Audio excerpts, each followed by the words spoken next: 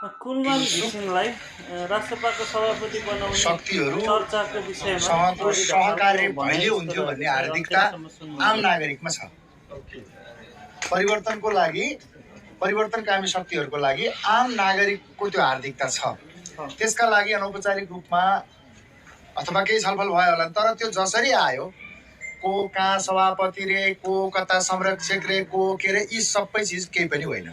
आज डाक्टर स्वर्णिम वाग्लेको नेतृत्वमा एउटा उच्च संवाद समितिको एउटा उहाँको संयोजकत्वमा बनेको छ। आम नागरिकले अपेक्षा गरेको त्यो हार्दिकताको भावनालाई समन्वय गर्नका लागि डाक्टर स्वर्णिम वाग्लेको नेतृत्वमा आज कमिटी बनेको छ। अब आउने दिनहरूमा हामी हेडलाइनको पछाडि लाग्नु पर्दैन। स्वर्णिम वाग्लेले समन्वय गरेर अगाडि यो सबैतिरको यो हार्दिकता